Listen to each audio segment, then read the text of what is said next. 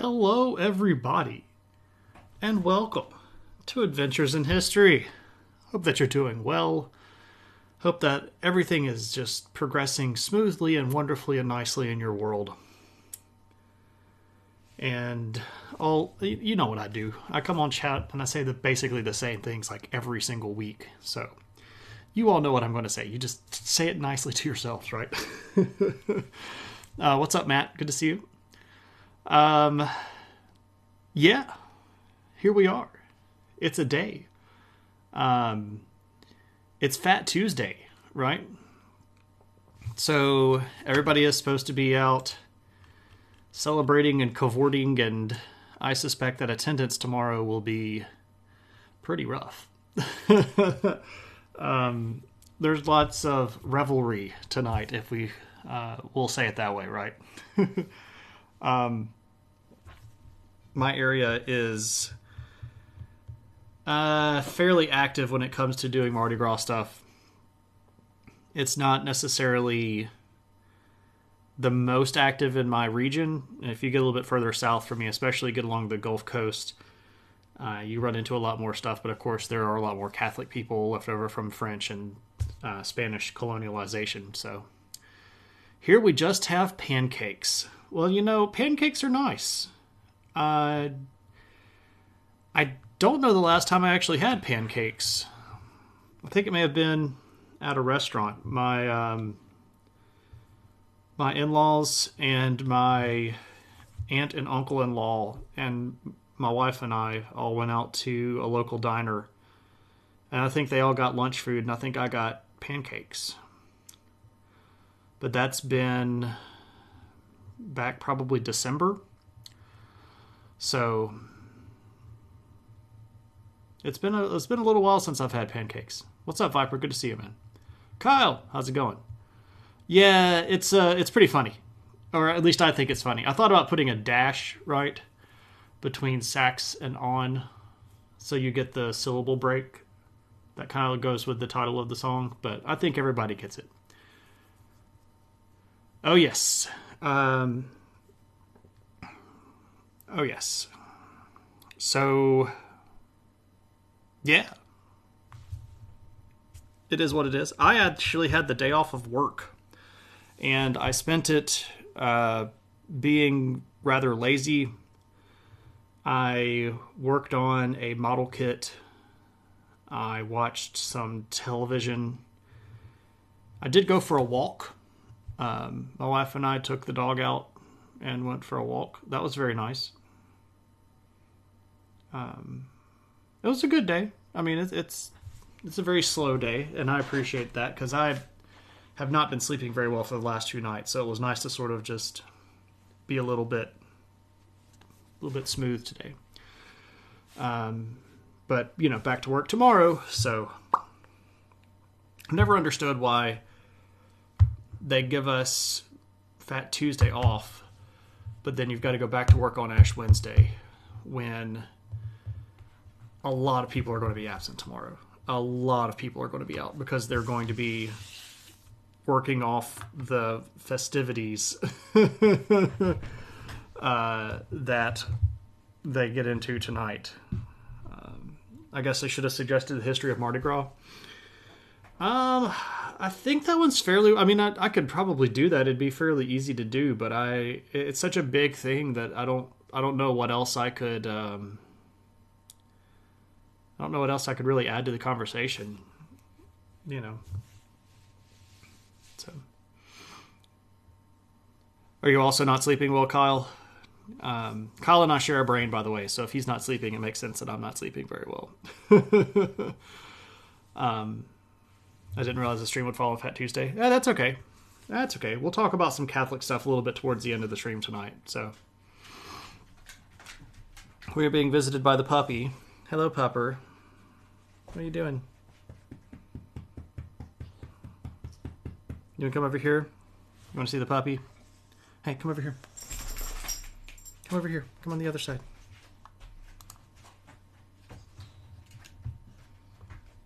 It's a puppy.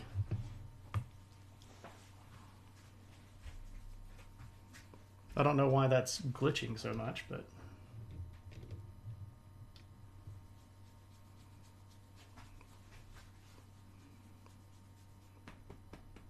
It's a good girl. You want to turn around? Let me scratch your ears. No, just scratch the booty. Give a derpy little waggle. Oh yes, just a derpy little waggle. Where are you going? That was it? Okay, I guess that was it. I would have also suggested that you do the stream topless while wearing a bunch of plastic beads. You know, perhaps eat a moon pie on stream. It has been a long time since I've had a moon pie. Moon pie and like a cold glass of milk sounds really, really good right now. Alas. For some reason, sleep has been inconsistent. Interesting. Yeah, maybe it's my fault affecting you. Get the students who show up to participate in your lie that there was a pop quiz that contributed to their final grade. If everybody didn't know me already, that would be way easier, but everybody knows I'm not going to give them a pop quiz. That would be completely out of character for me, and nobody would fall for that. I'm way too consistent to do something like that, so I don't think it would work. It's an interesting concept, and in a lot of other places it would work, but my classes are so easy. They're just so easy. I mean, it's an intro level class, right? It's intro to sociology or, 100 level history classes or stuff like that. So whatever, it's fine. It's not supposed to be PhD level stuff. All right, though, I guess we could go ahead and launch into the topic. So we're talking about the Anglo-Saxons tonight. This is a viewer request stream. This was a viewer request topic chosen by viewers like you. It was chosen last Thursday when we streamed about North American, Native American groups. So yeah, this is a really interesting topic. And because of how much this overlaps a lot of other stuff that I really, really like, it was actually sort of difficult for me to narrow this down to what I really wanted to talk about. Because I could have probably done 4 or 5 streams just on Anglo-Saxons. I really, really like this group of people. They are kind of related to me through time, and I also appreciate them for their overlap with Tolkien. Of course, he was a big fan of languages and was fascinated by Anglo-Saxon language, which of course we would just call Old English, right? So, and even in, when I was in high school and everybody hated being forced to read Beowulf, I friggin' loved Beowulf. It was so cool. This epic poem, guy fighting dragons and monsters and stuff like that. It was just really, really neat. And I developed an appreciation for Anglo-Saxon culture way, way back in time, even before I was the giant nerdy brain thing that I am today. I was a smaller, equally nerdy, but not as big brained kid back then with no filter and much more of a potty mouth. Nobody does expect pop quizzes, except for the fact that I told them I would never give them pop quizzes. I'm very clear about what I expect, and I lay it all out really, really, really blatantly and very, very obviously on day 1 of the class, and I don't deviate from that because I don't want them to ever be able to go, well, you didn't, because I hate that. They know what's coming. I'm very clear about it. They know ahead of time. There's no excuses that are legitimate and rational. Everything boils down to it's your fault. So I try to avoid as many of the potential excuses as I can, but they're always going to come up with new ones. So I guess it is what it is. But that being said, I really do like the Anglo-Saxons. This is a really cool topic. I'm glad it got chosen by the viewership. I'm glad that Brittany once again managed to suggest the topic. She's really, really good at that. I don't know if she has some sort of psychic influence over the chat, or if she just knows things that people are interested in and they're also interested in. So she constantly manages to convince everybody to vote for her concepts, which is pretty impressive. I don't think anybody has racked up as many suggestions that won as she has. So there's that. But yeah, the Anglo-Saxons. So we can start pretty basically with a fair question that a lot of people, you know where everybody lives. A fair question, and that is, who were the Anglo-Saxons? Where did they come from? What are they doing, and why do we care so much? Well, there's a big period of time in the second, third, and fourth century where pretty much everybody in this region of the world decided we need to go over here, right? And this is the barbarian invasions of Western Rome. This is a lot of stuff that you probably would recognize if we went back over it, the stuff that we've already covered rather extensively on stream. But the Angles and the Saxons were a group of people that started over here in what we might call southern Central Asia, or Western Asia. It's this region, right? Is this still Eastern Europe, or is this Western Asia? Big question mark, right? Black Sea coastline, Caspian Sea coastline, this region right here. A lot of those people are going to end up making their way over into Europe proper. And this is, of course, going to start the chain reaction where groups get pushed by other groups, get pushed by other groups, get pushed by other groups, right? So if we look at that a little bit more in detail, we look at something that looks like this. We have a whole bunch of people that are moving around. You can see stuff about, moving around about 150 AD, and then moving up and around all the way through into the 500s. But specifically here, we're going to get this region up here, the Angles and the Saxons, which are going to correspond temporarily with regions that are around Denmark, northern Germany, northern France, and they're going to move across here to this sort of southeastern corner of the island of Great Britain. Now, they're not the only barbarians that made it over there, right? Some of these other groups are going to have smaller impacts on the British Isles. Some of these are going to have no impact on the British Isles. There's another tribe as well called the Jutes, which are going to be sort of admixed into both Angles and Saxons. They're a smaller group that's up towards the northern part of Denmark, that are a little bit closer to the Germanic peoples that would have originally settled around Sweden, Norway, northern part of Denmark. But this is what we're looking at. There's a lot of people moving around. There's a lot of people pushing around on stuff. And ultimately, this is going to be the group of people that end up there. Now, they are related to a lot of these other people groups. So we've already done a viewer request on the history of Germanic peoples. If you're interested, you can go back and watch the VOD of that, so we won't go completely into that.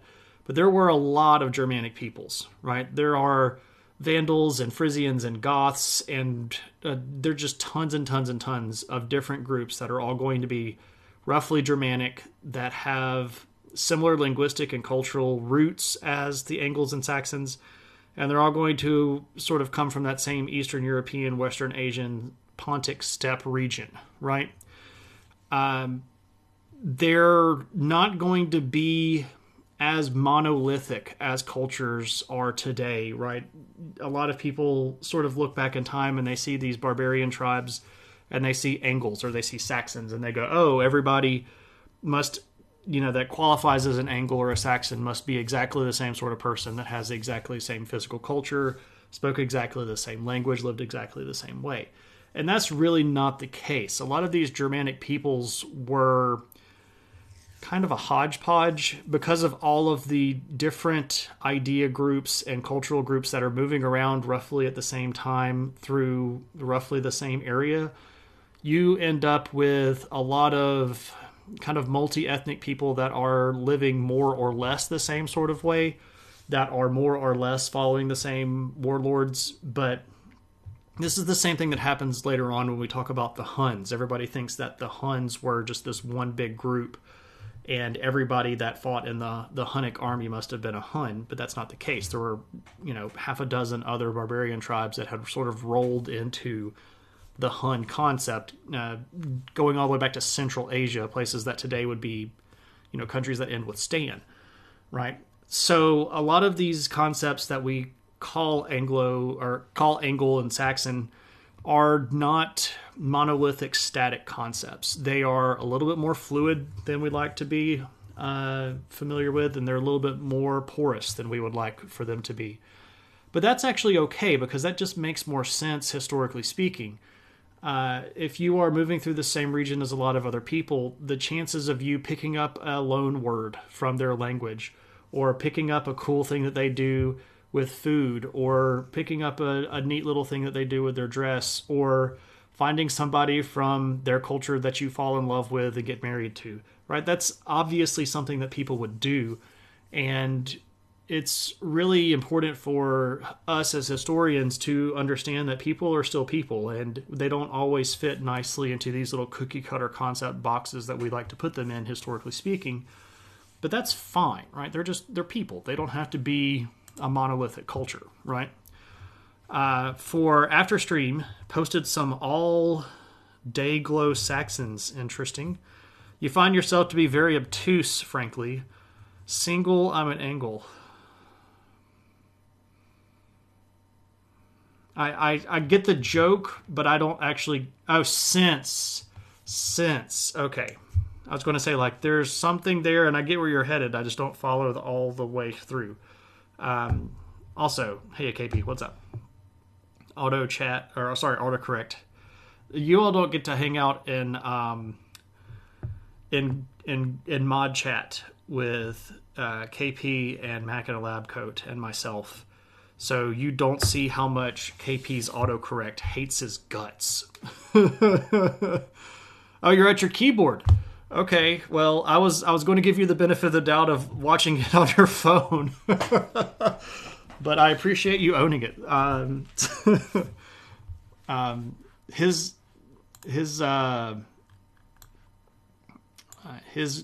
chat messes up all the time, though. His autocorrect. So we've got this group of people. They're roughly Germanic. They're coming from the Black Sea and Caspian Sea coastline. They're coming from they're moving into Europe and staying there for several decades, and then eventually they're going to move from Northern Europe over into the British Islands. But this is an important point for us, I guess, to stop and go, why are they called Anglo-Saxons, right? Why aren't they just called Angles and Saxons? Because if this is the differentiation that they would have used, they would have called themselves either Angles or Saxons. Why do we call them Anglo-Saxon? That's a great question. The easiest thing is to say convenience.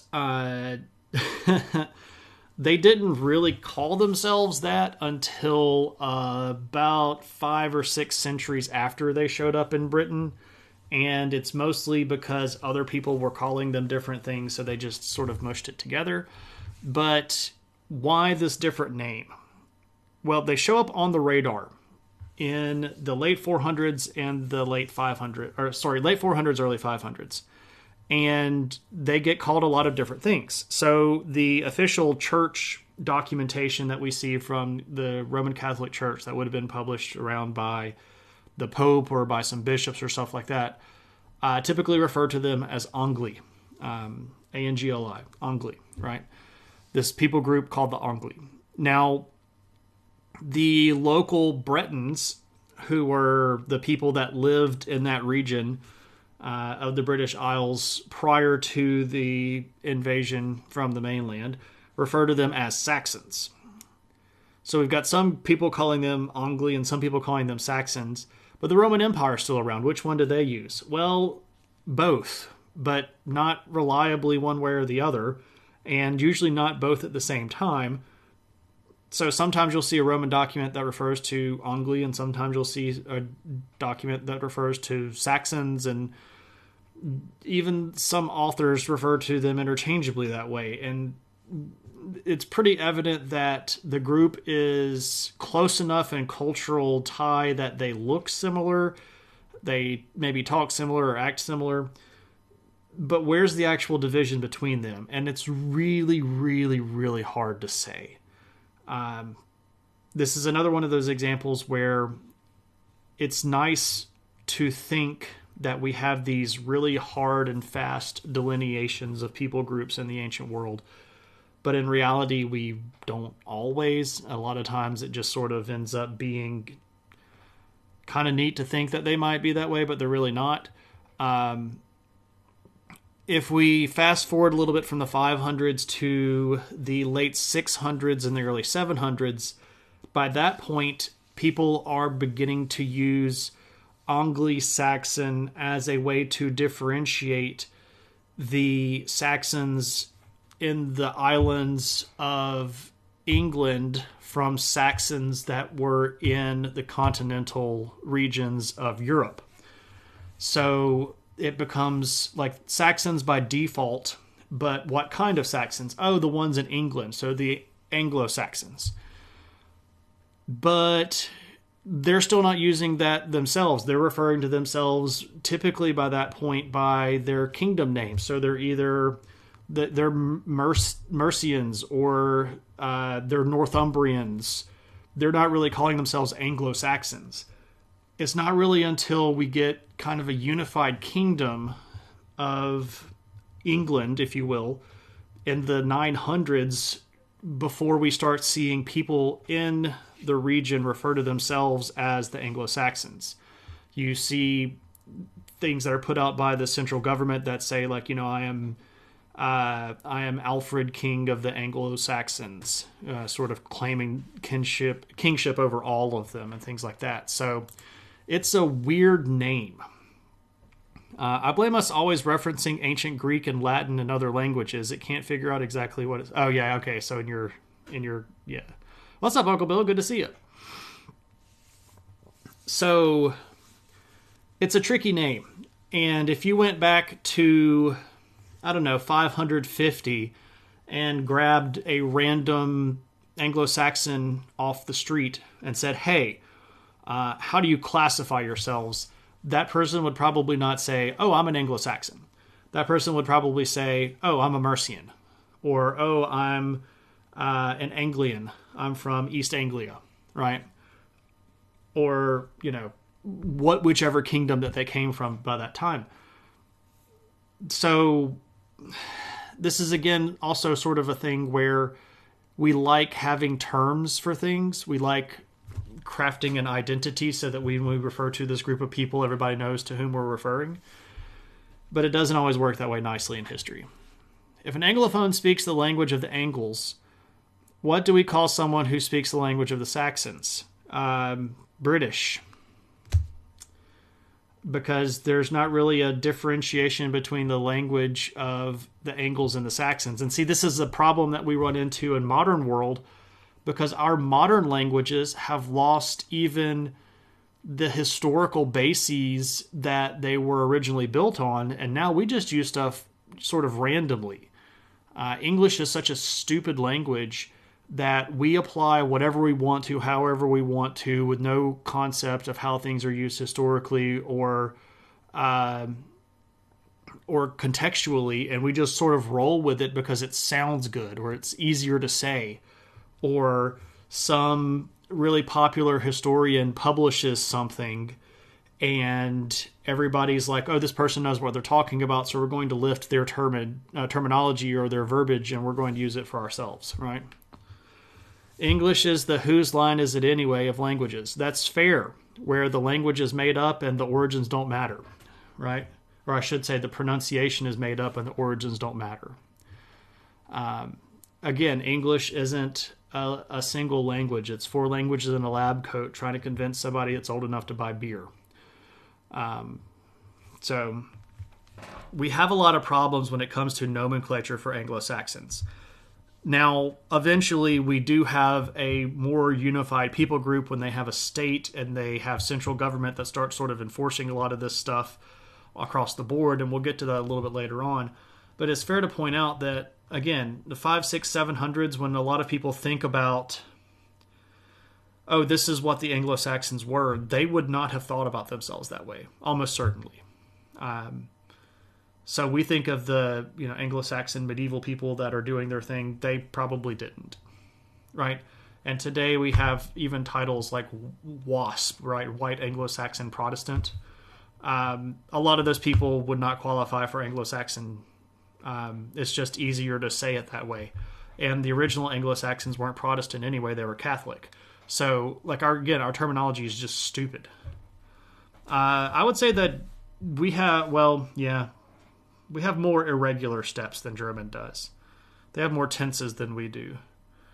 And we do share a lot in common with German, but German is a language that is akin to Old English, right? The Old German language and the Old English language are very similar because, again, the people were Germanic, ethnically speaking. Oh, that's a pun. I didn't even mean to do that. Okay, so that's who they were. That's a little bit about why we call them that. But what are they doing, right? So historically speaking, how did they come to rule most German with more spaces? Yeah, that's correct. When we make a compound word, sometimes we put a space between the two words instead of just mushing them all together, right? Goodness gracious. So historically speaking, what are we talking about? Well, when we talk about the Angles and the Saxons and they're moving into England, we're going to have to go back to a time where Rome ruled England. And to do that, we're going to talk about this guy. This is the Roman Emperor Honorius. This is me putting on the adventure hat. I should have done that ahead of time. How did they come to rule Anglo-Saxonia? Yeah, exactly, right? So this is a coin of Honorius. He is a Roman emperor of the West. He's here between 393 and 423. So there's one picture. Here's another a little bit later on in his rule. Oop, crud. Go back. I took these pictures when I was in Istanbul 2022 in the amazingly neat hall of Roman numismatics that they have at the Archaeological Museum in Istanbul.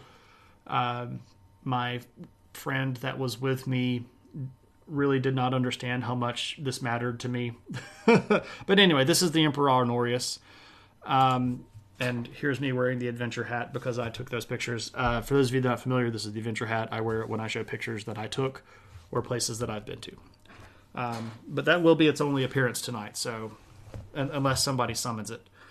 But that is the story. Anyway, not everyone shares your love of ancient currency. Hey, don't be hating. Or Honorius PIG, yeah. Honorius is going to be in a very unfortunate position, and that is the Western Roman Empire was in a shambles. And he is going to make a very fated decision in the year 410 that the British territories of the Roman Empire are going to have to be abandoned. And this is after a series of rebellions in the British Isles. It was a really, really big expenditure of manpower and money to keep the British Isles inside of the Roman Empire. They were constantly causing issues. They were constantly rebelling, constantly burning cities. And to ferry soldiers across the channel was expensive. But also, there were all of these barbarians that were literally between the central authority in Rome and the British Isles, which is where our map comes from here. The stuff that's in red represents all of the land that the Western Roman Empire held in the year 410.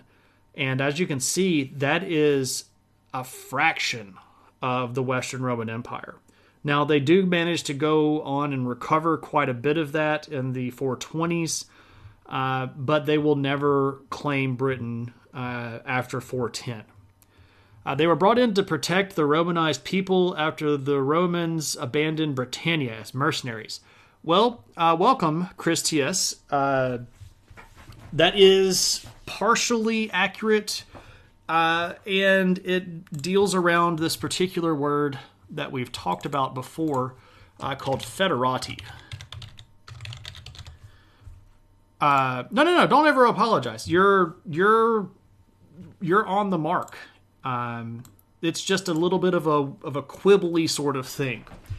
So when Rome is collapsing and it's giving way to the various barbarian migration routes, and it cuts Britain off, this doesn't mean that Britain immediately decided, well, we're just not going to live like Romans anymore.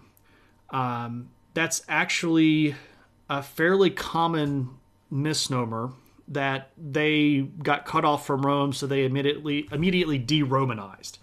There's a period of time that's become sort of popularly in history referred to as sub-Roman Britain, which is this period of time roughly contiguous between 410 and the mid-500s, where you end up still seeing a lot of Roman stuff going on.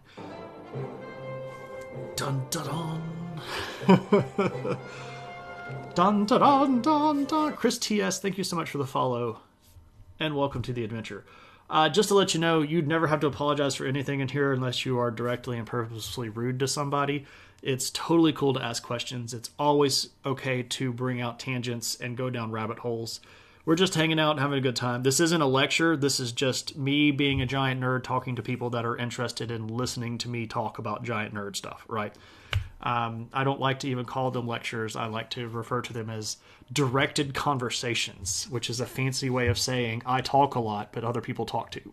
So if you're not familiar with the channel, my name's Shane. I teach history and sociology at college.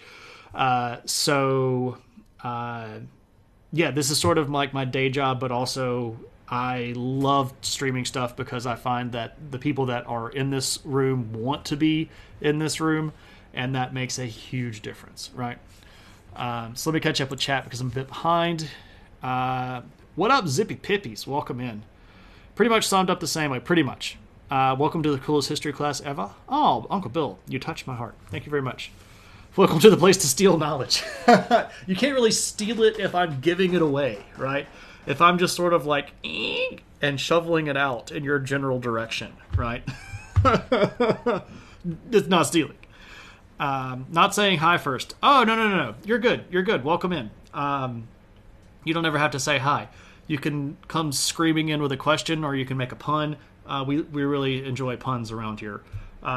Big fan of anything nerdy, historical stuff, anything nerdy, TKF. So you can see, well, ooh, wow, that hits. Oh, Uncle Bill did it at the same time that I did. There we go. It's a history-themed guided meditation. Right? You've seen Chris around several other TKF Twitch chats? Awesome. Well, welcome in. Kentucky cried frickin'. Good gosh, Kyle. That made my brain hurt to try to say. I don't like it, but I appreciate it. I don't like it at all. My brain is just like, no. Anyway, so what's up with sub-Roman Britain, and why did I put this word over here? We should play a drinking game. Every time Shane mentions a mound, take a shot. You will take 2 shots or 3 shots tonight. Last stream, you would have been plastered. Dude, last stream, you would have been in bad shape. Linguistics and cultural migration fascinates me. Chris, me as well, my friend. Me as well. So you are among friends here. Feel free to ask any of your linguistics and cultural migration questions. The sociology part of me kicks in when we talk about cultural migration. Etymology is a big deal. I don't know if you were around earlier, but I went on a bit of a spree about how stupid English was as a language. You might not have been in the room by that point.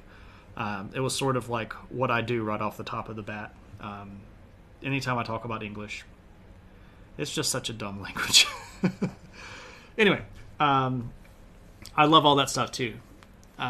So welcome in, and feel free to ask questions. Right, anything that you ever want to bring up, you just go for it. So, what do the Romans do? Well, there are still people that would be perfectly comfortable calling themselves Roman living in the British Isles, even after Rome sort of cuts them off, right? Just because you cut them off doesn't mean that their identity changes. It just means that they're not getting reinforcements anymore.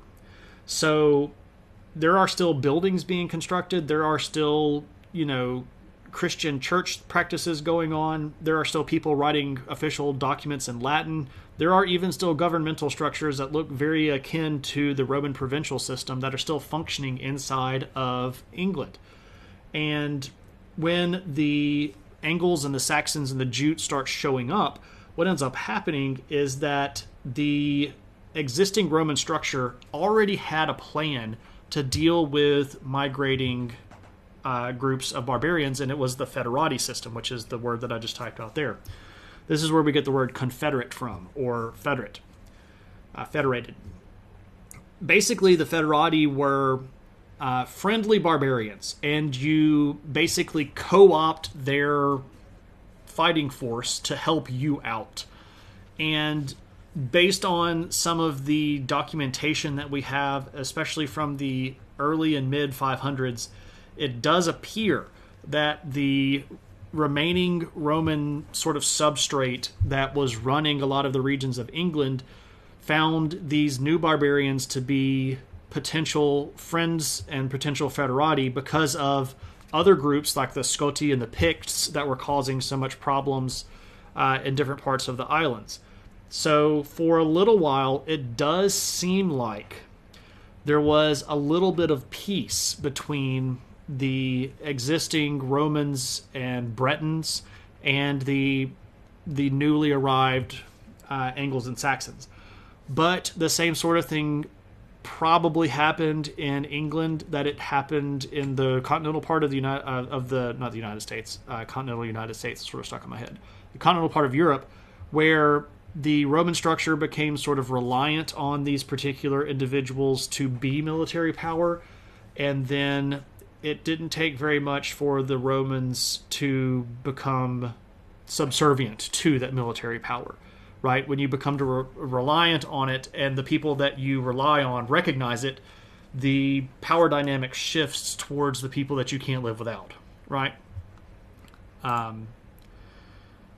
Let's see.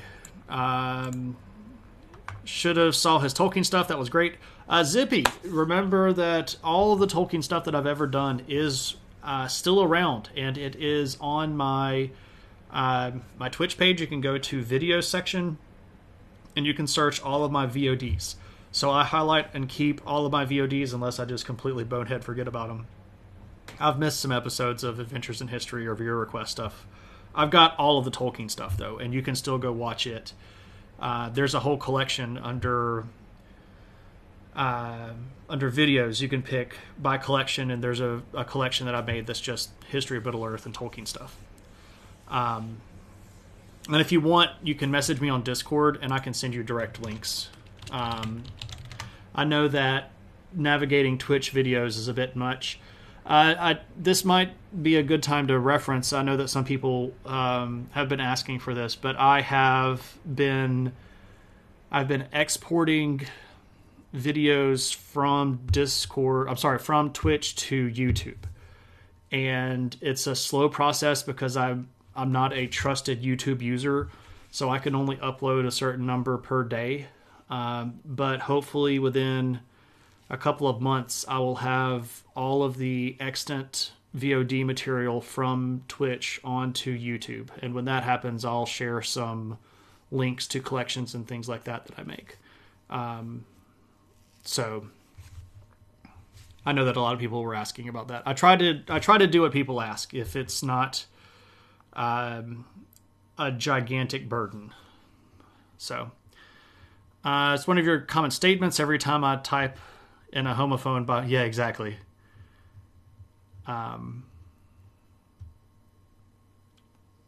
Let's see, catching up, commands. May not realize Loader was an exercise to. Yeah, exactly, exactly. I am. I don't know. I found it easier to let other people describe how much I enjoy Tolkien. So for those of you in the chat, you describe how much I like Tolkien stuff for our new friend Chris, and you'll probably do a better job than I do. What up, Cave Geek? Yeah, and Uncle Bill, I do plan on sort of structuring that a little bit more, making topical history groups like History of Japan or History of China or stuff like that, and trying to coordinate that stuff. You've been sitting here for 30 minutes trying to think of a very clever Sutton Who pun. It seems like it would be easy, but nope, you got nothing. I don't know. If I tried to make something, it would only mask how big of a turd I was, right? So I would love to see him go up against Stephen Colbert in Tolkien trivia. By the way, that was a very subtle Sutton Who pun, and in case you've missed it, I worked it in so subtly that it probably just flew over everybody's heads. You might have to dig in a little bit to get that one. Anyway, bad puns for the win. Anyway, Sutton Who. It does seem for a little while that the Federati system does work, but it doesn't work for long. And inevitably, they're going to start fighting each other. And enter a very historically interesting individual that we know basically nothing about. Ambrosius Aurelianus. And you're like, wow, that's a great name. It is. And it's going to kill you if you're trying to spell that in Scrabble. I don't think you can. It's too many letters, right? 1, 2, 3, 4, 5, 6. No, it's exactly... you can get Ambrosius. That's going to be really tough. Roman McRoman name, right? I love the puns that get looked over the shoulder. Yeah. You gotta slip them in like real subtle like. Anyway, who is Ambrosius Aurelianus? Well, he's a bit of a fuzzy character historically. As a bad visual pun, here's one of the earliest images of Ambrosius Aurelianus that we have. And you're like, what is that? This is a picture of him in a Welsh manuscript that is from much later on in the 1400s. So obviously not accurate because it barely even looks like a human to begin with. But also, this is 1,000 years or so after. Was he a bear dog? This is the oldest picture of him that I could find. And I promise you, even if that was a human, he didn't look like that, right? Yeah, it's totally retrospective. Yeah, I always try to find the oldest pictures of stuff that I can bring out that I feel are, I don't know, it just seems to me like if I showed you a modern day sculpture, it would just be like, here's what a guy in 1800 thought this person looked like. Some of these people don't have depictions, right? We don't have an actual contemporary picture of Ambrosius Aurelianus. We don't have a coin with his name on it. We don't have a statue of him, so we really don't know what he looked like. So who is this guy and why is he an issue? Well, it turns out that after a little while, the Angles and the Saxons are going to start fighting the Bretons and the Romans. And this is probably the late 400s. We don't really know when a lot of this stuff actually started because our textual sources are very vague. One of the best sources that we have from this time period is actually a collection of sermons where this monk is basically chewing out all the people from this time for being horrible Christians, right? So we really don't have a whole ton of reliable historical source work. But it seems like Ambrosius Aurelianus was kind of the last of the Romans. He's described as wearing purple, which means that he had some claim to upper-class Roman status. There is a lot of speculation as to who exactly he was, what family he was from, etc., etc. It's safe to say that he was Roman enough that people referred to him as a Roman leader, and he was responsible for one of the only recorded battles that we have between local Breton / Roman forces and Anglo-Saxons, and this is the Battle of Badon Hill. If you are familiar with Monty Python, you should know that Sir Robin personally wet himself at the Battle of Badon Hill. And if you thought that was just a throwaway line because it sounded like something really cool from the ancient world, no, that actually happened. There was an actual battle called Badon Hill. We don't know exactly when it was. No, he didn't bravely wet himself. The line is that he personally wet himself. But we have this record of this battle where Ambrosius Aurelianus' forces defeated the Anglo-Saxons, and this is actually going to play into a whole ton of really, really, really convoluted historical fiction. Because theoretically, King Arthur himself was actually in the battle at Badon Hill. He was not king at that point. He was just there. Now, it's also fair to point out that the supposed tie between Arthur and Romans might actually be Ambrosius Aurelianus. We suspect that Ambrosius Aurelianus was a real person. Arthur is a fiction, right? The original contemporary sources that were written around this time period mention Ambrosius Aurelianus, but do not mention Arthur. We don't get any mention of Arthur until a much later source that's written by a guy who wasn't there, and it's 50 years later, right? It's not necessarily reliable. It's in the History of the Britons by Venerable Bede in the 600s, right? Yes, when danger reared its ugly head, he bravely turned his tail and fled. Yeah, exactly. Compare what has been sold to us against... Yeah, exactly. That's what I like to do, Chris. I like to sort of show stuff for what it is. You recognize the name from tons of fiction yourself. You keep reminding yourself you know nothing about the real man.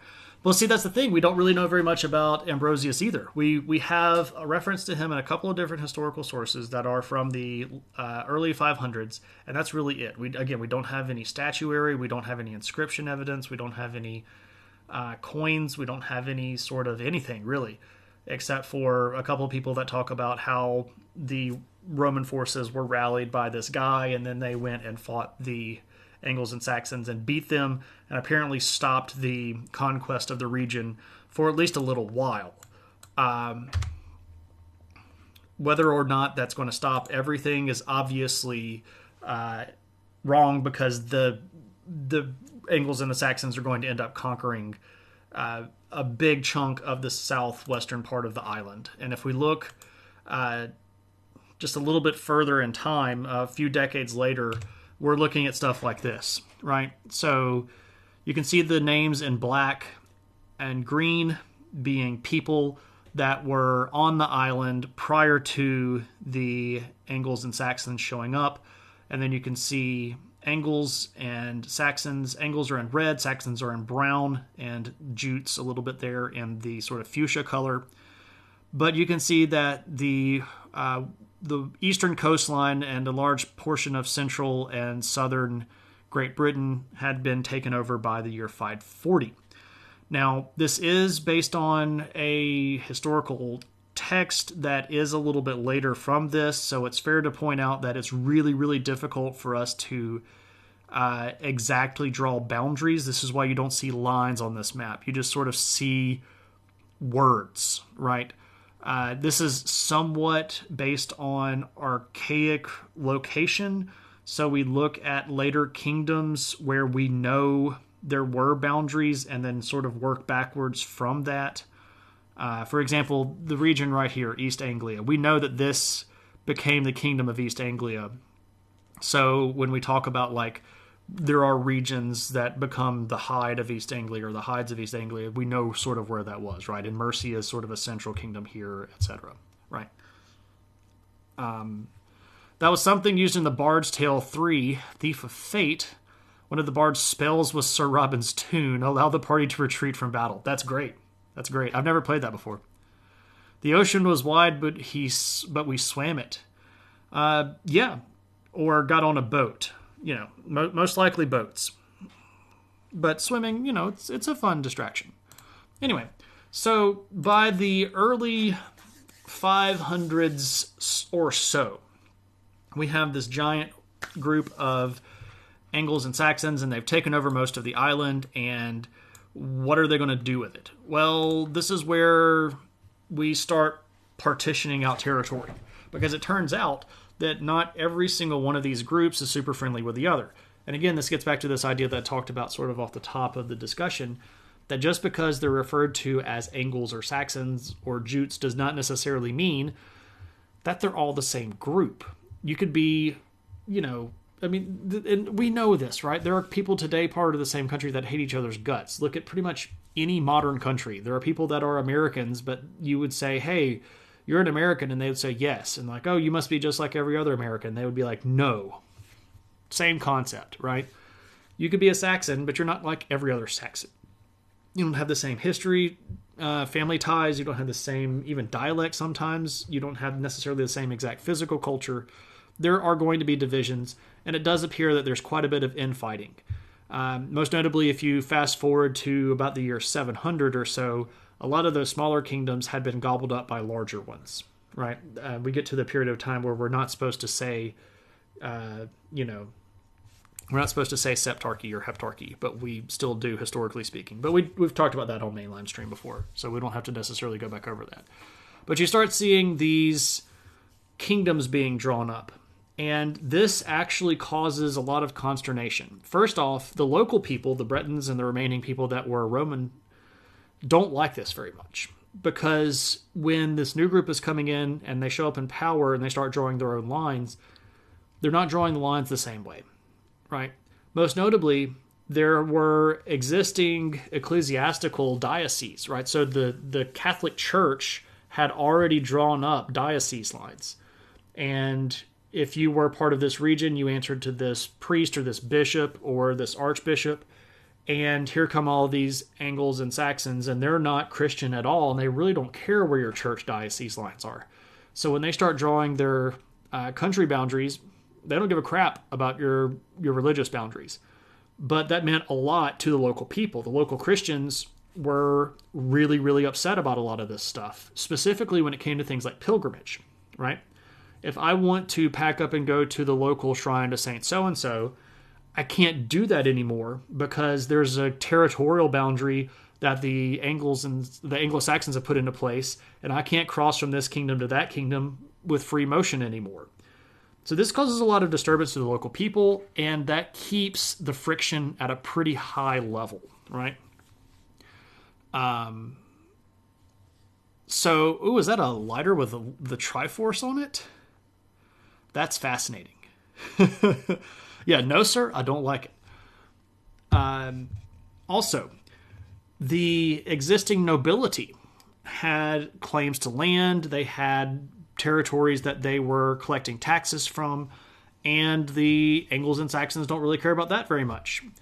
What the Angles and Saxons care about is who can I take land from, and what do I do with it once I get it? And they're going to cause a lot of disturbance from that. There's a lot of consternation, a lot of back and forth, and if we're just being really honest, a lot of people that were causing trouble get killed. And this is not necessarily just aimed at nobility. There are a fair number of places like monasteries or churches that get targeted by the Anglo-Saxons, and it's not really anything that they have they don't lose any sleep over burning down a monastery if the friar or the abbot that's running the monastery is being a bit of a jerk about wanting to go to pilgrimage across the country borders. If you're going to cause trouble, they'll just get rid of you. They really don't like your God anyway, right? What kind of God dies and comes back, right? So there's a lot of trouble there. But we eventually start getting big kingdoms. And you maybe have heard a lot of these people. I've mentioned several of them already. I've mentioned Northumbria and East Anglia and Mercia, but there's also Sussex and Wessex and Essex and Kent and Anglia and all these other different kingdoms, right? There's a bunch of them around. Lorenzo Gam, welcome and hello. Hope you're having a good one. We're talking about the Anglo-Saxons, and we just got to the point where they took everything over. Well, not everything. They took a big portion of England over, and now they're deciding sort of what to do with it. and they've carved it up and made themselves little countries. But they're not done with that either, because when they take over, they want to run things based on their ideas. And this is where we're going to start getting some, what you might call cultural or societal engineering. What up, Noger? How's it going, man? Welcome, welcome. And this is going to take mostly, I don't know. It's hard to say exactly how long this takes, the transition from the existing Roman/Breton structure to the Anglo-Saxon structure, but we can suspect that it took several decades for this to all sort of level out. But you would expect that by the late 500s to the early 600s, the existing territories that were being held by Anglo-Saxons were fairly firm, the boundaries were fairly stable, and then the local people, even if they didn't really appreciate the fact that they had been taken over, had sort of accepted the fact that it was inevitable that they were going to be living this way, right? What up, Cliff? How's it going? So, what then to do with the land? Because this is ultimately going to be very important. We've got all this land, what do we do with it? Well, you farm, of course, right? That's what you do. You farm in various versions. You do pastoral agriculture, you do crop agriculture, but to do that, you've got to divide up the land. And they decide to get a raid from Steve's Sketches with 83 people. Are you not entertained? Is that not why you are here? What up, Steve Sketches? How's it going, man? Welcome, everybody. Howdy, howdy. Nick Salato, good to see you. Welcome in. Cody Strayman, howdy. I recognize you from Steve's chat. You might recognize me from Steve's chat, because I'm in Steve's chat all the time. I'm the guy that randomly brings up historical stuff and asks Steve ridiculously nitpicky questions about Christian theology just to see if I can make Steve's head blow up. It's a bit of a pastime of mine. I do it lovingly, but I hope I don't actually ever succeed in blowing up Steve's head. Your rent. What up, what up? We talked about politics all day. Oh man, and I missed it. Alas, I could have come in and been problematic and asked horrible political questions.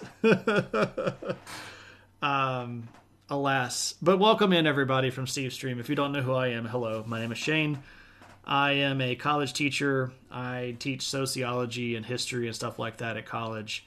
And on stream, we talk history, and we goof off, and we have a good time. And tonight we're talking about the Anglo-Saxons. This is a viewer request channel at the moment. And I always try to name my my streams with really bad puns on music or movie titles or idioms or some just bad pun.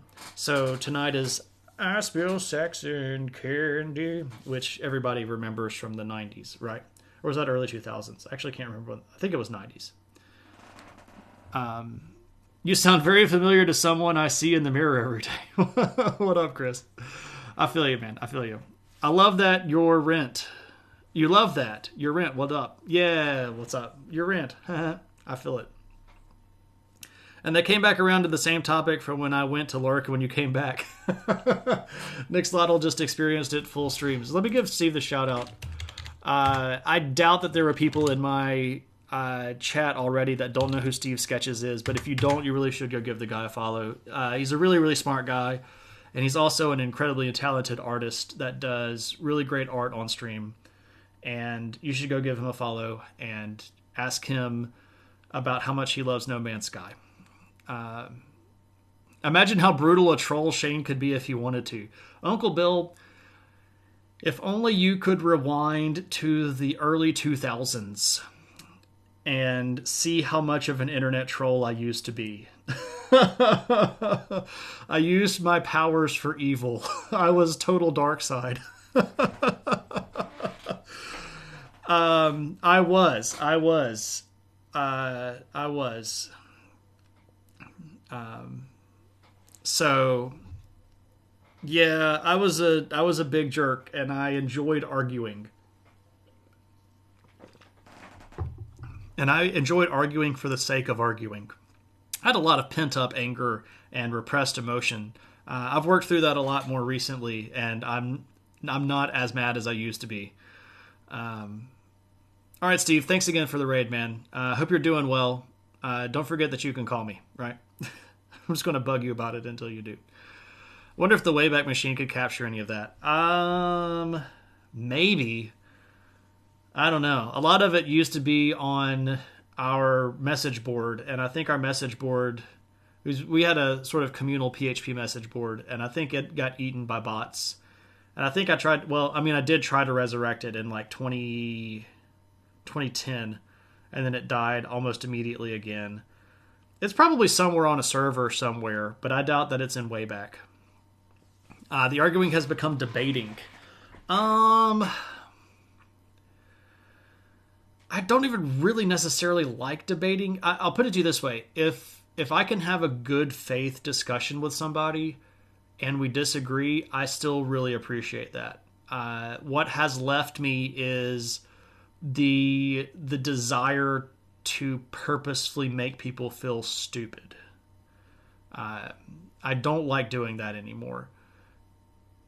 If I can point out someone's lack of knowledge, and I do that in a constructive way, in a positive way, so that they realize that they need to study more or they need to change their minds, that's a big win for me. And that's sort of how I try to teach my classes when I'm teaching at college. I don't want to make anybody feel stupid about not knowing something. I just sort of want to show them that they don't understand things as well as they do, and be very, very comforting and very constructive with that sort of criticism. So if I can poke at you a little bit, and I like to use the phrase poking at you. I like to poke at your brain. And if you say, I believe this, I'm probably going to poke at that a little bit just to make sure that you do. Because a lot of times people will say, I believe in this, and they don't really understand why or how. They didn't necessarily come up with the idea themselves. It's not something that they've ever truly examined or thought all the way through. They just accepted this from some other external source that they felt was authoritative in the area. That kind of stuff is still very beneficial to me, and I do that a lot. But I don't like just arguing for the sake of arguing anymore. It's very... I don't know. It has lost a lot of its glamour for me, if I'll just say it that way. It's not arguing if there's not caps locks, right? Not a means to defeat another. Yeah, exactly. Expanding ideas. Okay, Cave says to get on with it. That's why I love the Oscar Wilde quote. Most people are other people. Their thoughts are someone else's opinions. They live lives in mimicry. Their passion, your passion's a quotation. Yeah. And you're aware of the irony of quoting it. Viper, are you familiar with an early psychologist / sociologist named Charles Horton Cooley? You should look up Charles Cooley, specifically his concept of looking glass self. I think you would really dig it. I think you'd really dig it. Critical thinking and a wee bit of light challenging. Yeah, dude, I love critical thinking.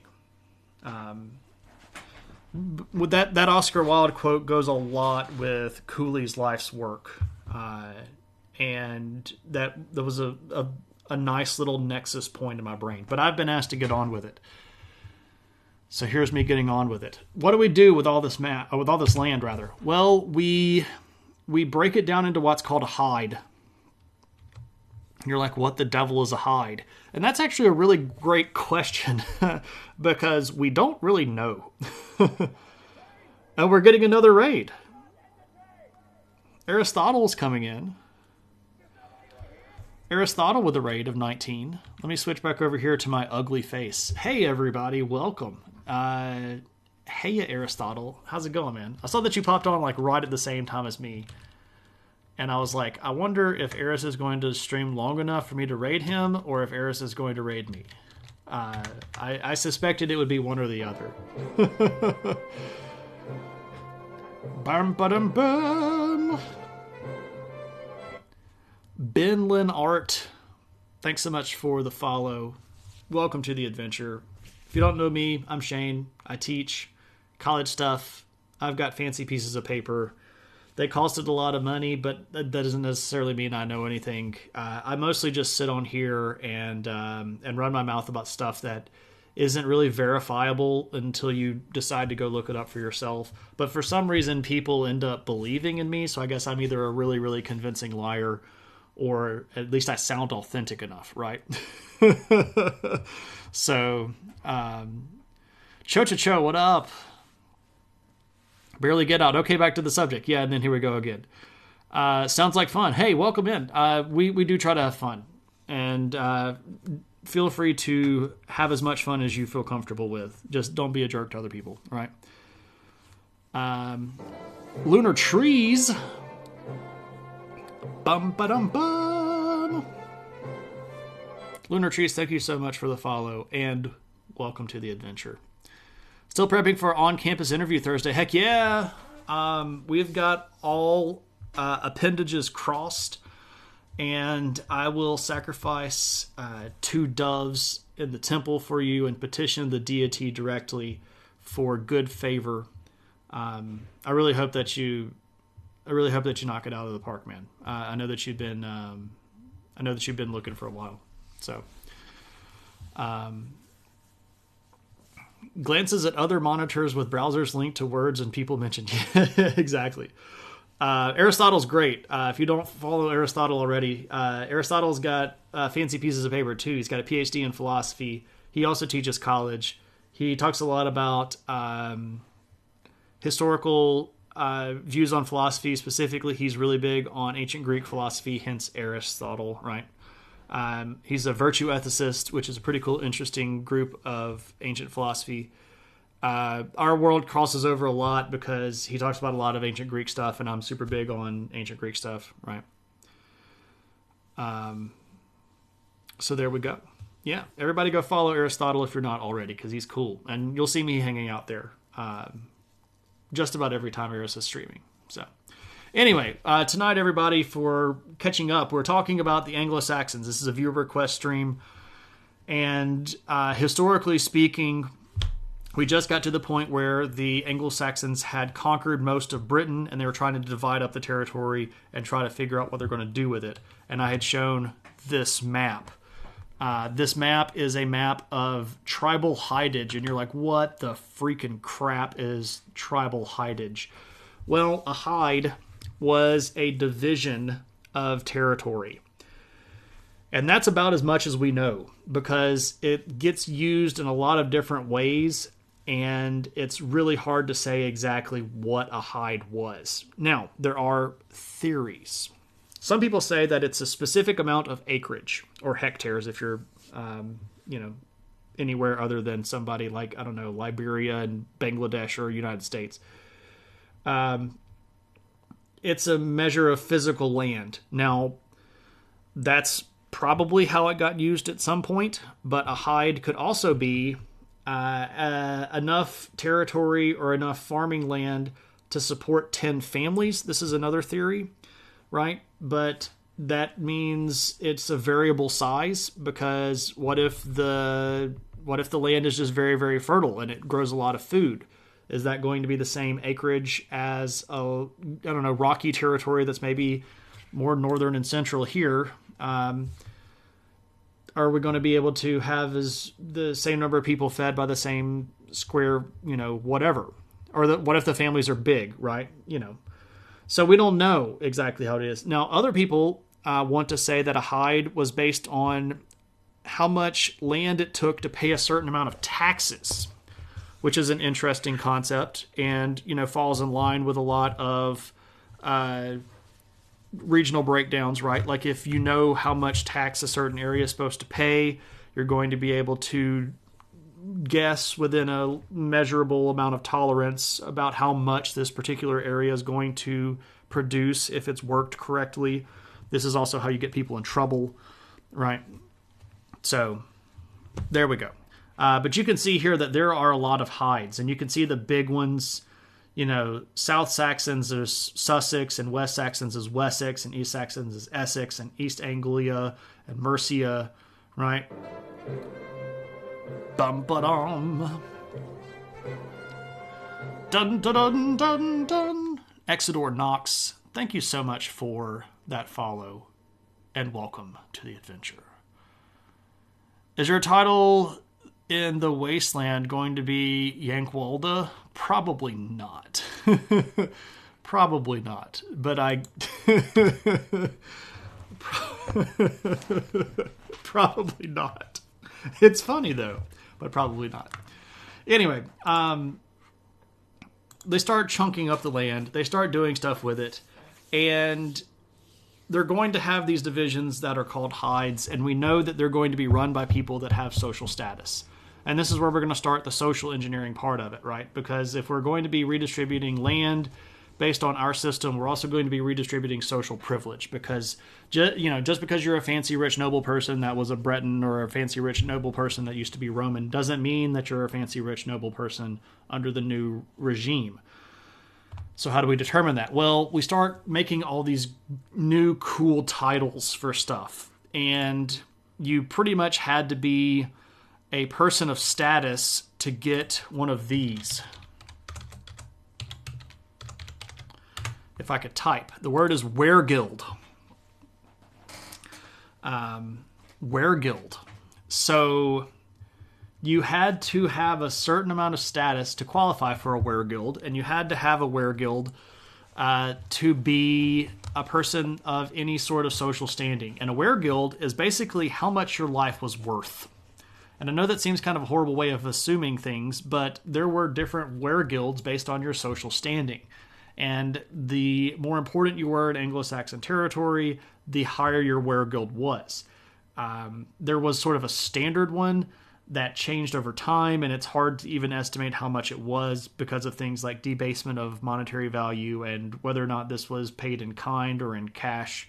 Lots of questionable, skeptical values of a person. But basically, if you were a person of merit that counted in the Anglo-Saxon world, you qualified for a weregild. So basically, mangold, basically. Like if I killed you, and I did so outside of the law or outside of logic or rationale, the people on my side of the family or me would be expected to pay your family your weregild, right? And this was literally how much money would it cost me to get even with your family? Because obviously we don't necessarily want everybody killing everybody back and forth, back and forth, back and forth. It'd be easier if I just killed you and paid off your family to forget about it, right? It's crazy how much we can learn about random mundane stuff about cultures just based on tax records. 100%, Maddie. 100%. We just mentioned a couple of weeks ago, we were talking about the Normans. And specifically William the Conqueror, when he came in and took over England and then made the big Doomsday Book, right? And how boring and dry the Doomsday Book is, but also how vastly important it is to our understanding of how life worked in England at that time. I'm here for the candy. Hold the Saxon.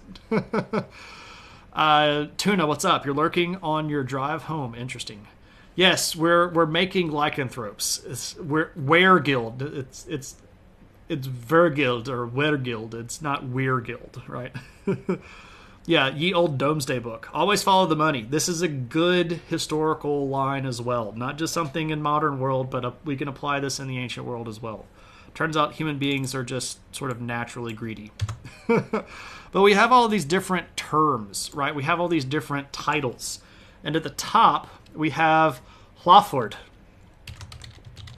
And you're like, that sounds like you sneezed at the beginning. Well, that's that breathy H sound. It's not Hlaford. It's not a sound. It's just a breathy. It's Hlaford. And what's interesting here is the origin of these words go back to bread protector. So hlaf is our word where we get loaf from.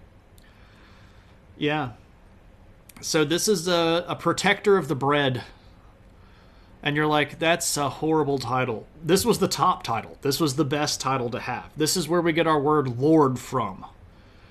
This was a landowning person that had a really high weregild and that could afford to maintain a personal retinue of soldiers. So this is the person at the top. Ward. Yeah, well, I mean, if we take Hlaford and we drop the breathy stuff, we get Laford. And the F is such an easy sound to lead out, especially if we're talking really quickly and we don't want to go Laford, we just go Laford or Lard. And then you end up with Lard or Lord, right? This is the evolution of the English word Lord, and it literally comes from this Anglo-Saxon term, Laford. There you go, Chris. I didn't even know you were going to be here, but I'd already got that planned out for you. So I hope that you got that one. Now, under that, we have people that are called Yisith. And you're like, that looks horrible. Why is it pronounced that way? Well, G and Y are these weird letters, and they kind of go together, and it doesn't necessarily matter how we would want to pronounce that, like Gesseth or Gesseth or something like that, but it's Yisith. And this is something like a knight. You had some of these people that would be landowners. We had some of these people that would be in the retinue of lords. So they were sort of like sellswords or professional fighters. But either way, they were sort of second in line, or the second level of nobility. I would hold bread protectors in the highest regard. Well, there we go. Maddie says, I was talking to this woman who went into accounting/money to see where the skeletons are buried. I told her I was an archaeologist and a forensic anthropologist. My skeletons are buried. Yeah, your skeletons are actual skeletons. They're buried in the dirt. You went to school for that too. Horrible subject. Was that anthropology or was that accounting? How dare a group throw out legacy titles for a new system based on current status and still make those inherit royal blood? Yeah, right. It's just different blood, right, Uncle Bill? It's just not. It's not the same blood. It's different blood, and we're worshiping a different god now, or sets of gods, because you're all worshiping that Jesus guy, and Woden's way cooler than that, right? So maybe that should be an opinion hat thing. Oh, I don't have to just sanguis is dumb. Like there should be no heritage based ruling platform, right? Ruling should be based on consent of the ruled and merit that is judged by the consent of the ruled. There should be no hereditary titles. I'm completely against that. I don't have to tell you with an opinion hat. It's just the way that it goes. Both are true, right? I think I'd actually enjoy being an archaeologist and forensic anthropologist. Yeah.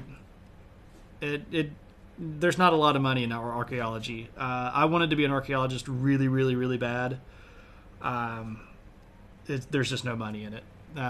You pretty much have to get a PhD if you're going to be taken seriously and publish anything. And there are very few schools that are going to give you a PhD in that, and they all are very expensive, and they all take like 6 years of schooling. It's just ridiculous.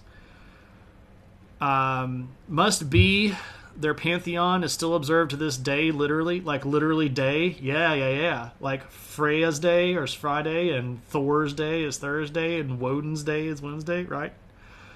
Yeah, you're in the right place. Go on, Chris. We're with you. Saturn's day, right? Now I'm never going to be able to hear a Christian prayer without thinking the bread protector, our God.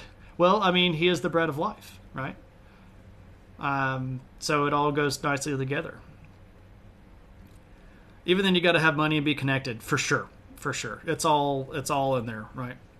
Anyway, so you probably have not heard very much this term. It's an earlier term in Anglo-Saxon. That term ends up being replaced by this one. And you're like, Thegan. I don't like that. But remember, the G makes this Y sound, so this is actually Thane. And we would spell it, or perhaps Shakespeare would spell it this way.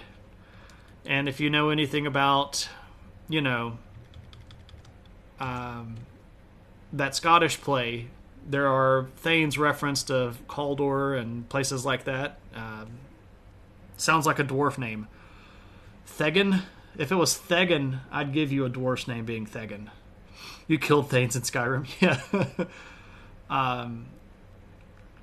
So there's, well, you can say that all you want to. You are partially Scottish and don't really like theater.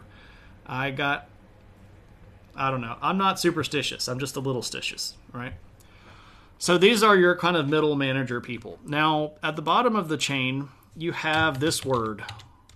And you're like, oh, wow, that looks like it's going to be easy to pronounce. It's pronounced K-oral, right? Or Cyril? No, because Old English is a weird language just like our language is pronounced. This is pronounced churl. And you're like, oh, that doesn't look right at all. It doesn't. We would spell it like this today. But, yeah, there you go. Yeah, English. Gotta love it. So this is churl. So if you've ever been described as churlish, insubordinate, and churlish.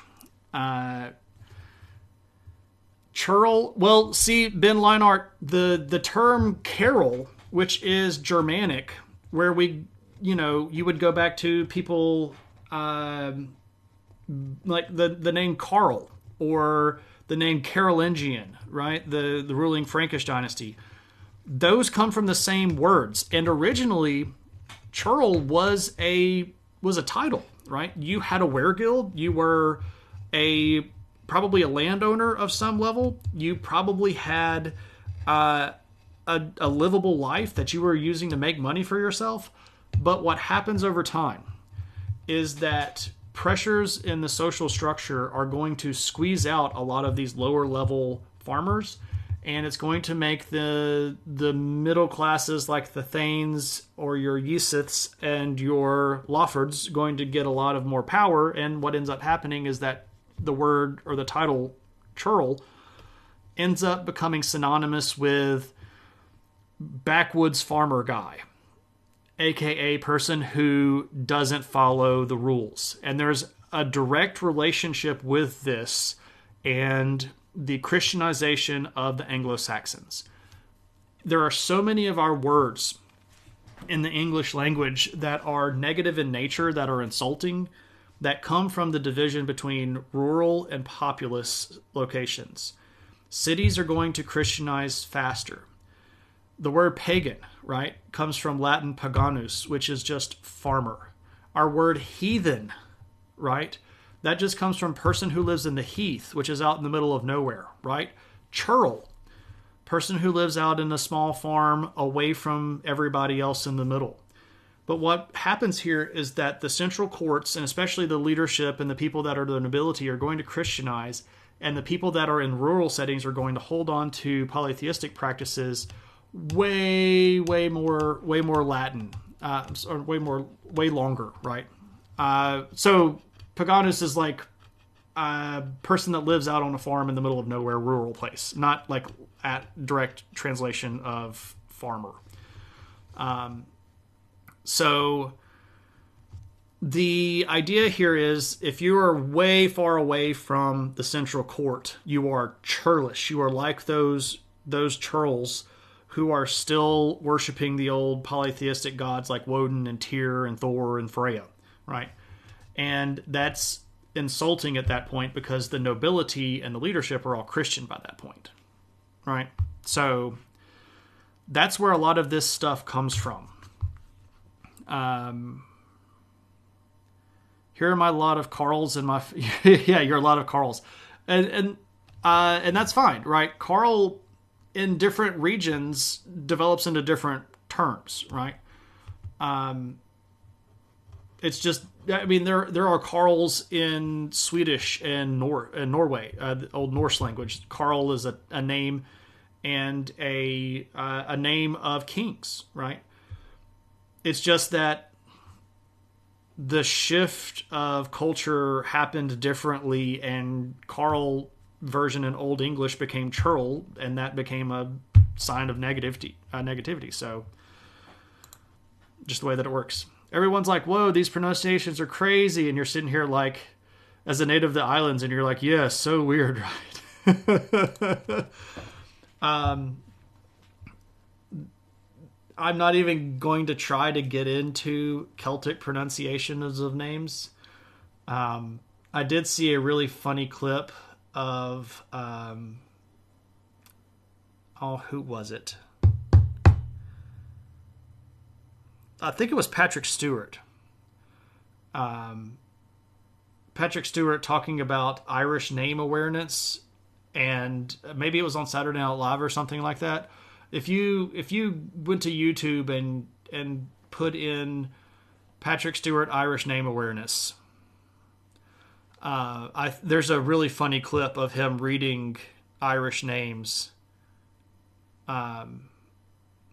Yeah, like I can't read Welsh. I'm not going to try to read Welsh, right? Quick, Shane, how do you pronounce Caitlin? Like that, Caitlin. That's how I would pronounce that term.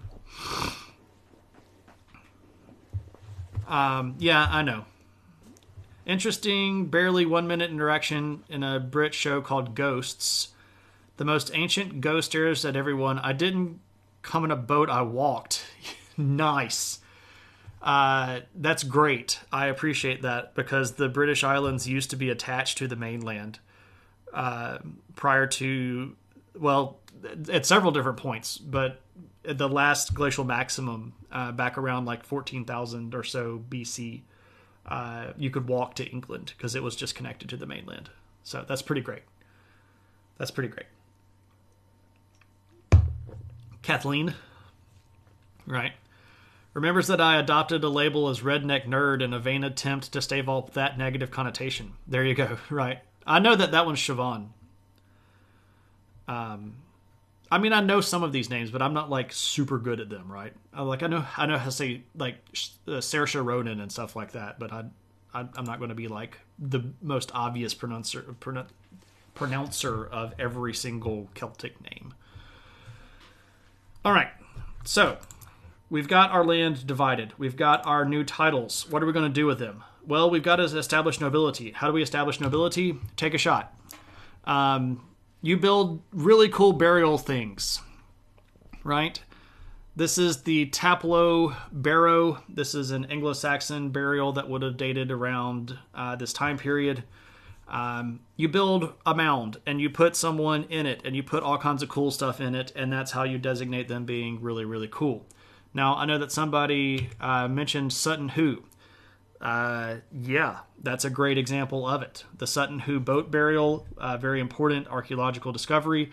This, by the way, is the Sutton Hoo helmet. And you're like, well, that doesn't look anything like the thing that I've seen.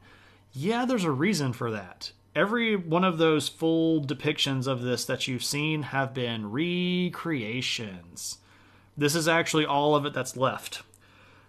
This is part of a display where they have put it together as best as possible and then fit, material around it so that it would be looking as much like the ancient helmet as we think it would have looked.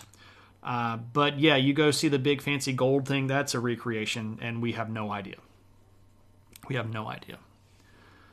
Siobhan is catching on in the U.S. I wonder if it's because of Succession, the TV show Succession, because there's a character on there named Siobhan. Several Siobhans, you're born and raised in the U.S. Yeah, I'm not going to try that, Nick Slottle. I would say both of those very, very wrongly. I remember having this discussed at high school, and my thought was, what if I build a bunch of mounds and claim those for my ancestors? Yeah, I mean, for sure, right? Obviously some sort of cop based on the mustache. Like just the mustache, right? What about the big bushy eyebrows, right? Anyway, that's how we designate our levels of society, and we know a lot about their luxury items because we found lots of these burials. Of course, Sutton Hoo had this the big famous burial with the big boat. They also had mounds at that location, but there are Anglo-Saxon mounds all over southern and central Britain, and you can see a lot of those in a lot of different places. Now, what up with this religion thing? I've mentioned the religion a few times. They were polytheistic, and a lot of the gods that they worshipped are very familiar, right? And Chris brought this up earlier. Our days of the week are mostly named after these gods. Tyr's Day, Woden's Day, Thor's Day, Freya's Day. And if we look at some of their art, this is a picture of an illuminated manuscript where we see our early Anglo-Saxon kings, and the material under them is describing how they are all related to the central figure who is Woden, or in the Norse we would call him Odin. You also call him Havi. You could call him the one-eyed god. There's a bajillion names for this guy, right? But again, this is in one of their own manuscripts. They're literally describing how these early kings of the Anglo-Saxons were directly descended from Odin himself. So this is obviously a big part of their religion. Status determined on eyebrow size. Perhaps. But again, Freya and Thor and Tyr, the big Norse gods that you're familiar with, are going to be shared with the Anglo-Saxons because of the Germanic link that happened several hundred years prior, before the groups diverged and went in different parts of Europe.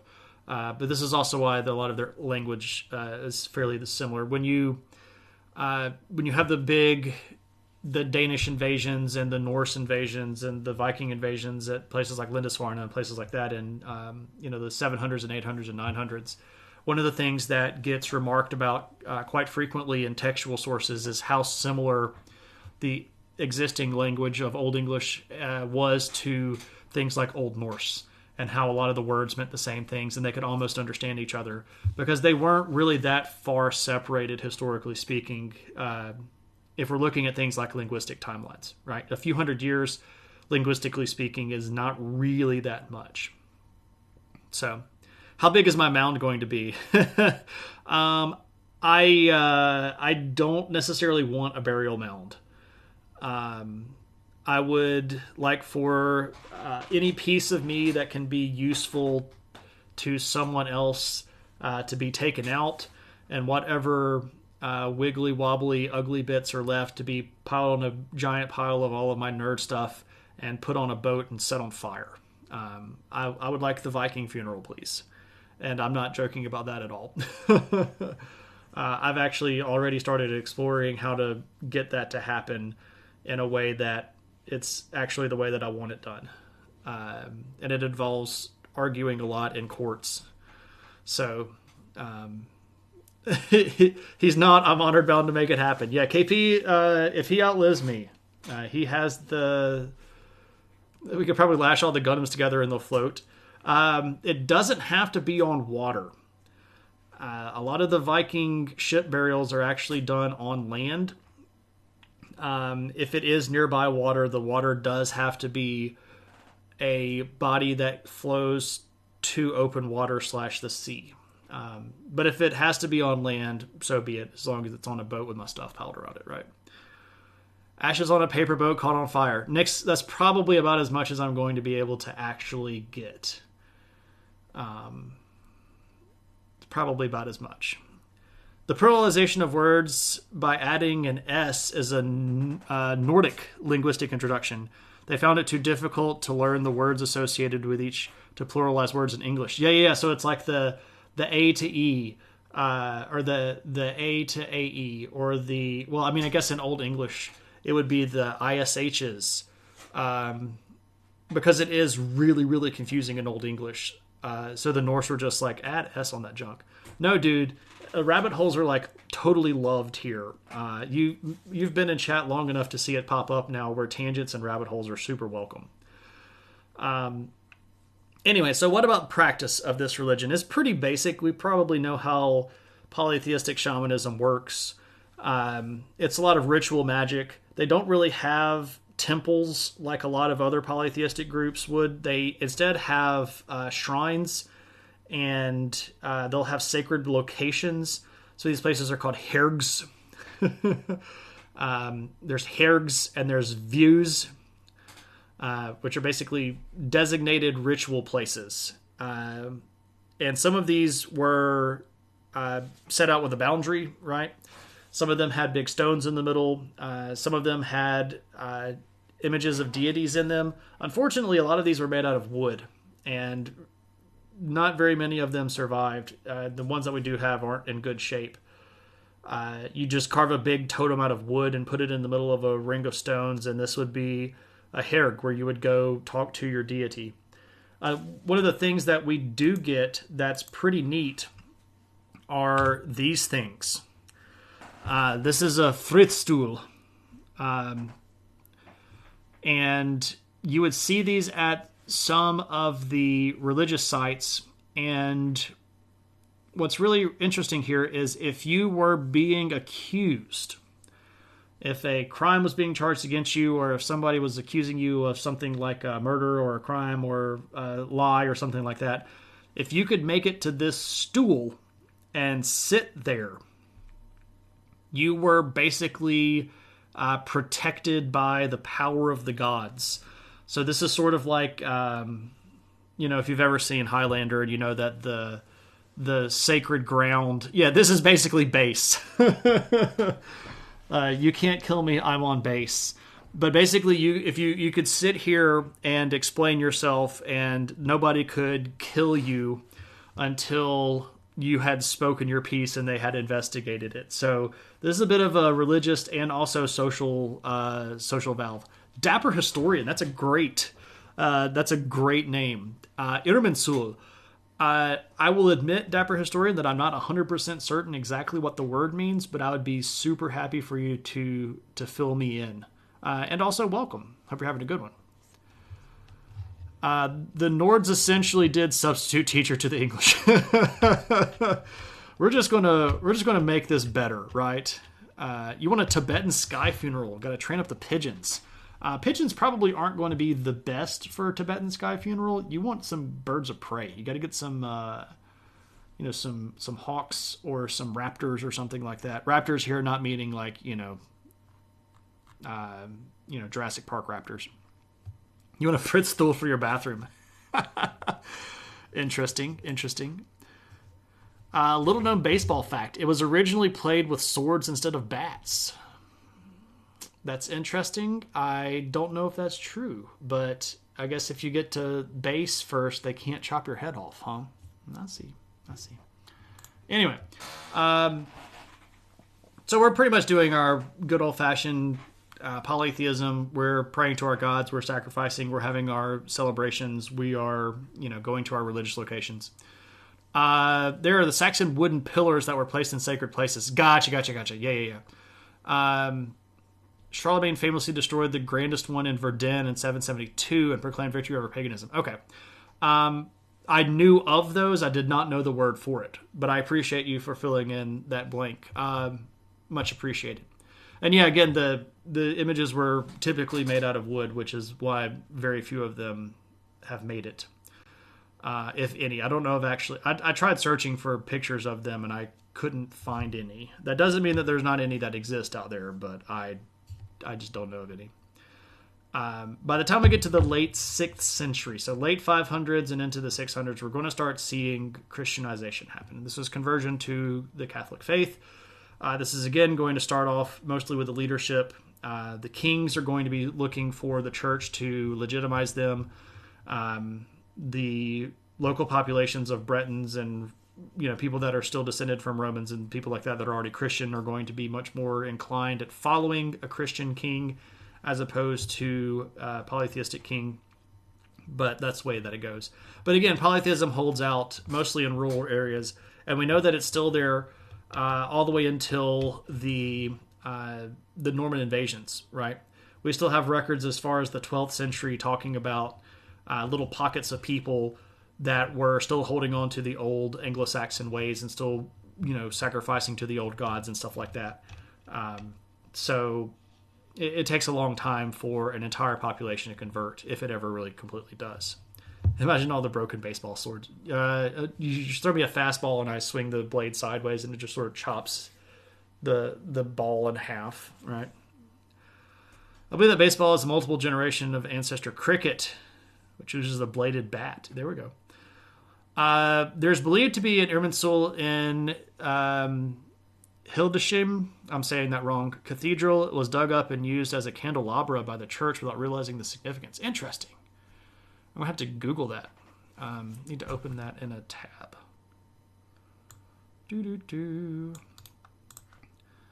New tabs. Cool. All right, I'll look at that after stream.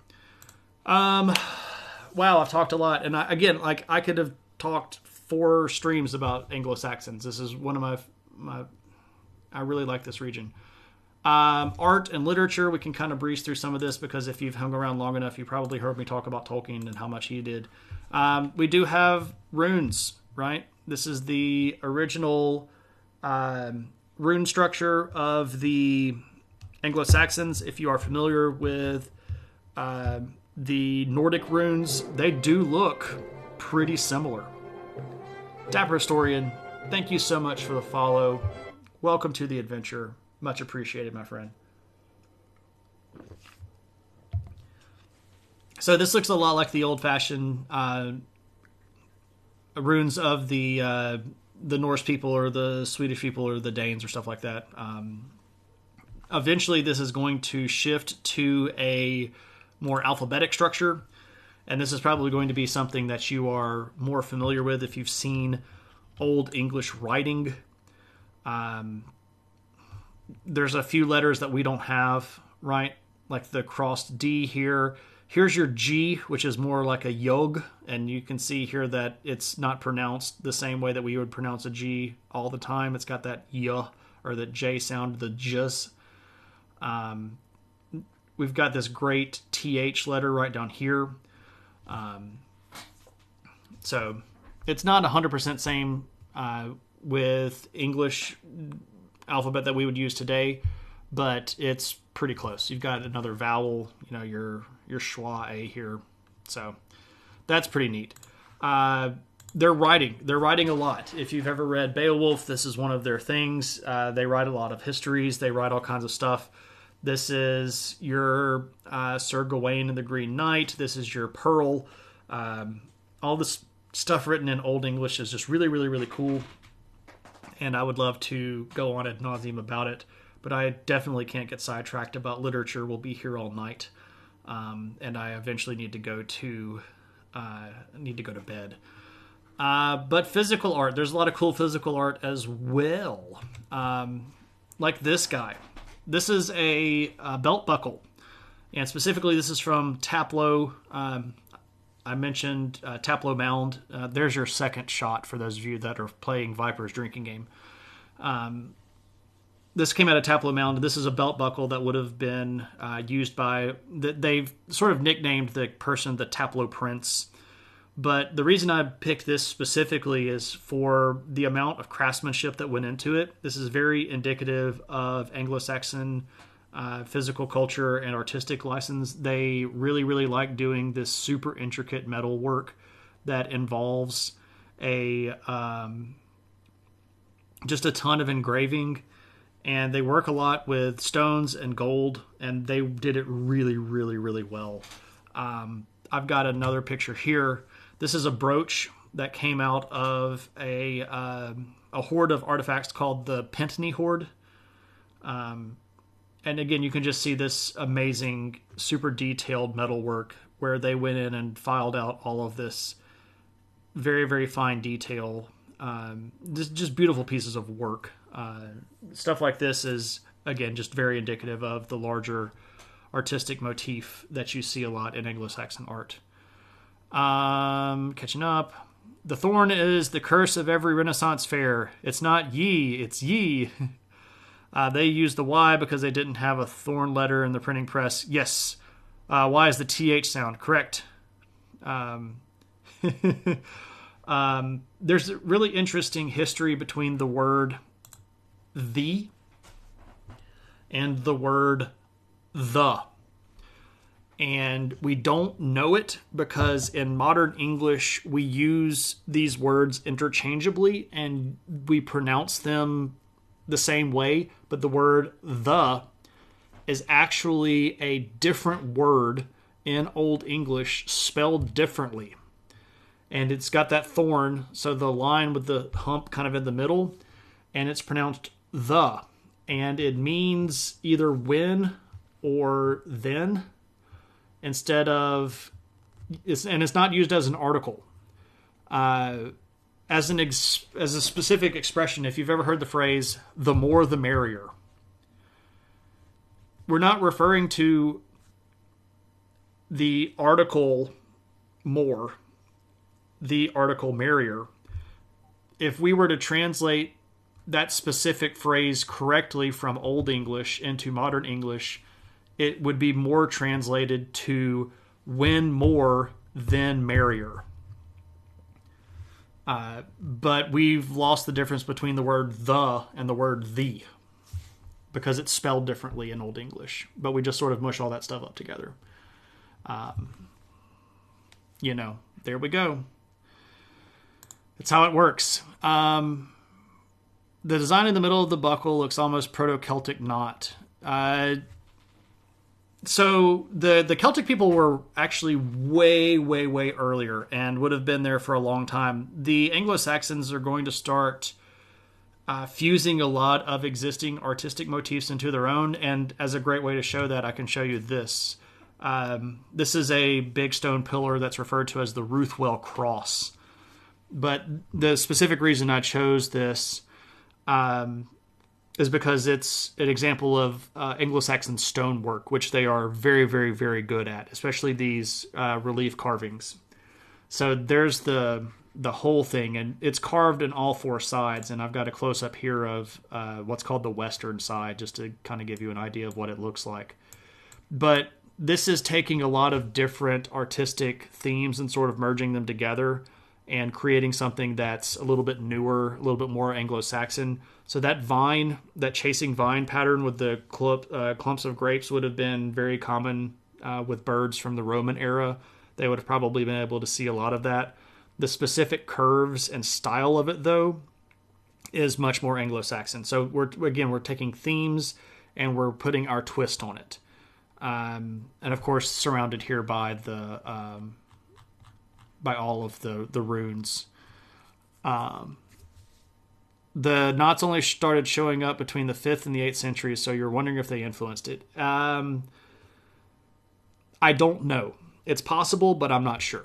Fascinating stuff, never against a language tangent. Dapper, we do that a lot around here. We do that a lot, especially when we're talking about things that directly relate to English. But I'm a big fan of the word nerd stuff. Oops, wrong button. Anyway, the Anglo-Saxons. They're really cool people. They're super neat. I dig it. I dig them. And unfortunately, I cut myself off there so as to not literally go on for hours and hours and hours more into the future. But that's all I had prepared for tonight. That doesn't mean that we have to end stream. That's just all that I had planned on talking about. So if you have any questions, now's a great time. If you want to spend any points on things, now's a great time. Otherwise, we will hang around a little bit, probably have a little bit more discussion, and then we'll end up rating somebody. Lots of good follows tonight. We're making some progress, picking up a little bit. We went through a bit of a drought around the middle of last year where followers were basically non-existent. We were not getting a lot of new followers. Worldle. As a figurine collector, what do you have on the shelves? These are all Gunpla. Well, some of this stuff is, if we go, where am I going? What's my screen here? Oh, I don't have that one set up on this one. I'd have to switch over to the other one. These are basically model kits that I've put together. I put together a lot of those on stream. But they start off as any model kit in these great little plastic runners and sprues like this. And then we put them together on stream. This is the guy that I'm currently working on. But they're all big robots, and they're from anime. If you've ever heard of the various worlds of Gundam, I'm a big anime fan, and I really like Gundam anime. I'm a big fan of giant robots in general, so that's what's up with that. What timeline are we in? Legit question. We are in the darkest timeline. If you're making a reference to Community, I love that show. And we are obviously in the darkest timeline. All right, so Nixlotl has redeemed Worldle. Let me go to the web.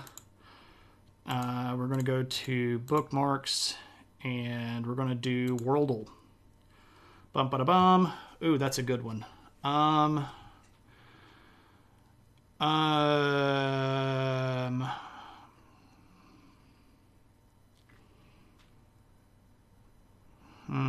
think that's Turkmenistan.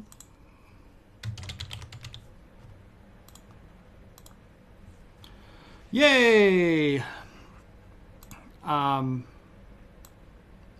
So for you all that are new, Worldle is a country that they show you the outline of a country and you have to guess what it is.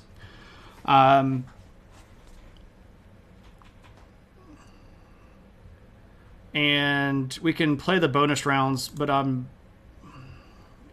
I get less good as we go through the bonus rounds. That is Afghanistan. And then the next one is Kazakhstan. The next one is Uzbekistan. And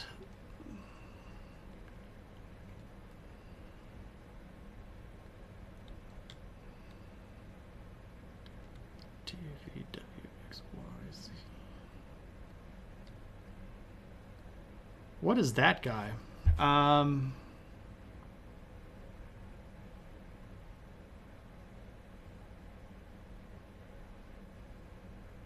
Is that Iran? I think that's Iran. Yeah, okay. Let me check in with chat.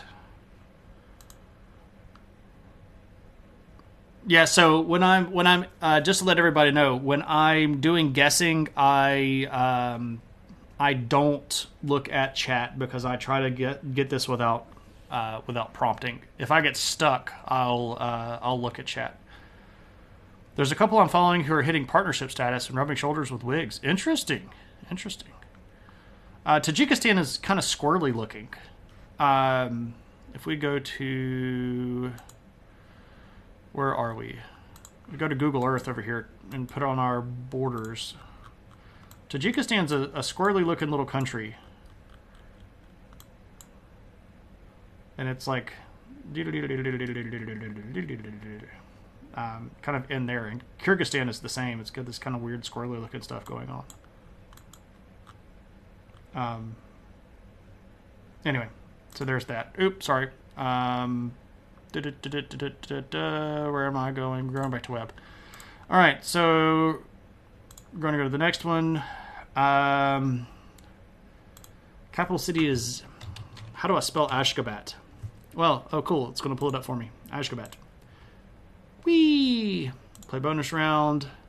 I have no idea what their flag looks like. I'm going to guess one of the ones that has the sickle or the crescent moon. I'm going to guess this one first. Hey, I thought that was it, but I wasn't 100% certain. Ooh, this is a new one. I've never seen this bonus round before.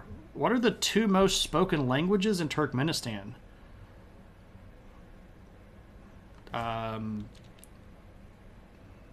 Turkoman?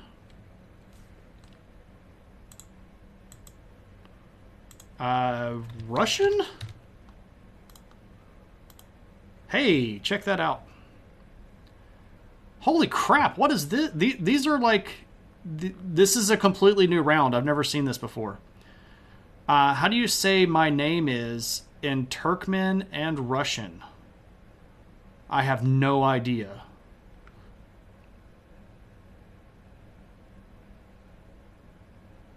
This looks like Turkish. And that's obviously in Cyrillic. So... Okay, we're going to go to the next bonus round. What is the estimated population of Turkmenistan? That's a great question. I don't know. 5 to 10 million? I was purely guessing there. Manat, because it sounds Turkish. Look at there. Look at there. I don't know any of these, by the way. I'm going to say Ashgabat's probably their highest because it's their capital. Turkmenabad, because, that sounds like it's a place where a lot of people live. Dash shall use, okay, sure, and then Mary, because, I don't know, it sounds like Christian, and they probably don't have many. Oh my gosh. I'm guessing so amazingly well tonight. It's a fairly sizable country, but I don't think it's bigger than 1.5 million square kilometers. I think I'm going to guess C. Oh, I was wrong. Okay, cool. All right, so I got one wrong. Okay. Old school plastic modeling, we would save the leftover sprue, do a little heat. Can be turned into custom shapes. Yeah. I still have a lot of sprues just kind of hanging around. Dude, if your leadership of the post-apocalyptic wasteland was determined by pub quiz.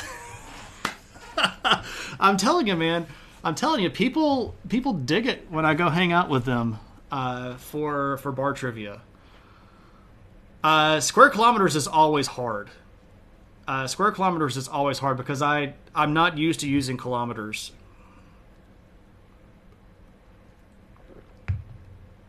And Nixlotl is correct. It's educated guesses. It's not me knowing a lot of that stuff. It's just educated guesses. Seems they chose along similar lines you were thinking. Yeah, pretty much. I know my stands. I like geography. I've always been a big fan of geography. I went to the state geography bee 2 years. So the state geography bee was for 5th graders through 8th graders. And I won my school's geography bee as a 5th grader. I went to state geography bee, and I won it as a 6th grader and went to the geography bee.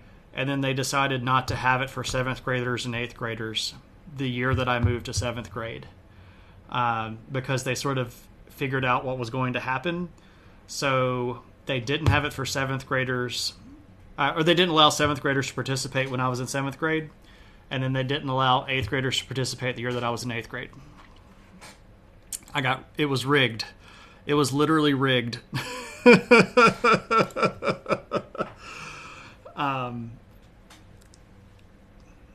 I'm still a little salty about that. I could have gone to the state geography bee 2 more years in a row.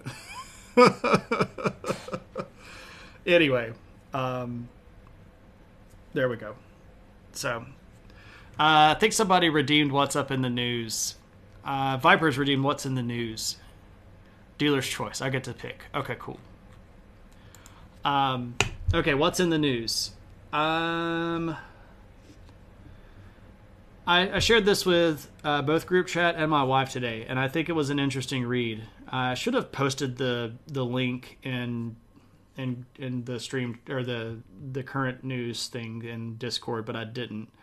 I read so many articles a day. It's tough for me to pick which ones I share because I don't want to blow everybody up with like 7,000 things, right?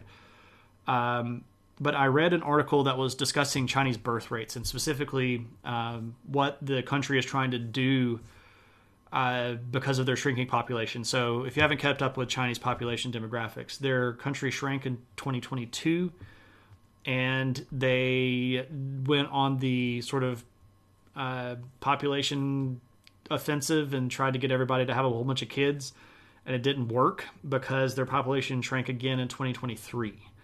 And the current government of China is recognizing that there is an approaching cliff, and they're trying to do 2 things. They're trying to automate very, very rapidly. They're trying to push things like advanced computers, things like AI, which is not actually AI, but we all know that, blah, blah, blah, to try to take the place of workers. And they're trying to increase people's fertility. They're trying to push people to have more kids. It was 100% their own doing. 36 years of one-child policy was a bit myopic, and it had lasting effects that were easily predictable but completely unforeseen. Like, there's an entire generation of Chinese women now that don't have kids. But what was interesting to me beyond just the sharing of the demographic data was that the author of the article managed to interview several Chinese women who spoke anonymously. A couple actually had their names, but some of them spoke anonymously about why they didn't want to have kids, what specifically they were concerned about. A lot of the concerns are completely valid. Stuff like, I might have kids later, but right now I want to go to college, and I don't want to have kids because I want to be able to spend my money on myself, and I want to be able to travel if I want to, and I don't want to have to make an 18-year commitment to someone that might not, end up being a person that I like in the future. All of these things are completely logical. But two of the women specifically mentioned that they were very worried about the central government's role in things like fertility plans. And one of them said something to this is obviously a translation into English, and then I'm going to paraphrase it. But basically, the woman was very afraid of what the government had done to her mother to make sure that her mother only had one child. And she was worried about how the government would handle it if they decided to make people have children. And that was an angle that I had considered, but I didn't think that it was sort of in the kind of milieu of conversation. But I can promise you that people that are women in China are having that thought. And that's very unfortunate and smacks of all sorts of bad eugenics sort of crap. And I don't like that at all. Sometimes educated guess is just another kind of critical thinking. I agree, Uncle Bill. I agree. That can't be true because I know these other things. Yeah, exactly. Right? It's just playing the if-then logic gate game in your brain, right? Which is how I knew how to say hello in Russian. It's like, this is the only one written in Cyrillic, right? So it has to be that. Anyway, so that's what's going on in the news. So, yeah. Anybody got anything else? Anybody got any other cool things to ask or say or do? If not, I know where we is about to go. I could go do a raid. When do we pick the next viewer request? You've had an idea. We should actually do that before we go. So, for those of you that might be new, and I know we got a lot of new people in the chat, and that makes me so excited. I've been streaming now for almost 4 years, and it's always cool to meet new people, get more people involved, see some fresh faces and people that are super excited and kind of hit the ground running. That makes my heart go pitter patter. But we have viewer requests, and we do these every other Tuesday. And we have two different types of viewer requests. One of them is democratically voted. I take suggestions from the chat and then put it in a poll, and everybody votes on it. The other type is what I've sort of jokingly, wink, wink, called Choose Your Own Adventure, right? Just like the old books from the 80s that I liked quite a bit. So if you hang around long enough and get enough channel points, you can choose your own adventure. Moose, I read about that. The original article that brought that up was published all the way back in 2007. And it was a magazine/web article. I haven't found anything published by that author in a peer-reviewed journal that discusses that particular site. And while that doesn't necessarily mean that it's a sketchy thing, it makes me think that it's a sketchy thing. And I like to be a person that gives someone the benefit of the doubt until I can't logically give them the benefit of the doubt anymore. And the fact that that has been rolling now for almost 15 years, and none of the research that I can find has been submitted to a peer-reviewed journal, kind of starts making me feel like it's a bit sketchy. It might not be, and I don't want to besmirch anybody. It's just a very odd way to carry out research that is rather atypical and brings up some what I think are legitimate concerns. But anyway, Vipers, do you want to buy one? I can turn on the request if you want to buy one. I'm sure that you have the points. You've been around forever. Um,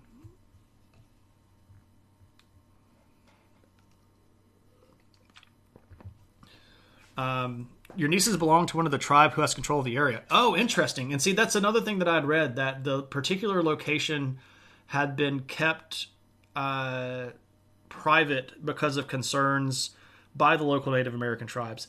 And if that is the reason why the information hasn't been published, that is a more logical reason. But I do think that there would be journals willing to publish material under the understanding of I'm withholding the specific location for concerns about preserving Native American heritage, because that's become a much more evident thing in archaeological, anthropological, and historical journals, especially after the stuff that went down with the Kennewick man. I don't know if anybody's familiar with what happened with that. Basically, a Native American skeleton that got, robbed and stolen by an anthropologist, and then they refused to return it to the Native American tribes, despite the federal rules that say you must do so. And it took literally, I think, 18 years or something like that for the Native American tribe to get the bones of the Kennewick man back. And then they reburied him with a tribal ceremony in an undisclosed location. And I think a lot of stuff in that era of history can be protected. And I think that a lot of journals would have probably been okay if they had multiple eyewitnesses and were able to review things like GPS data, and then that not be included in the original journal article. I don't know. That's just me kind of thinking out loud. Again, I don't want to say anything because I don't know. I haven't seen it, obviously. I haven't been there. I saw quite a few pictures that had been posted, but I don't. I'm sometimes too skeptical, but I would tend to err on the side of more skepticism as opposed to less.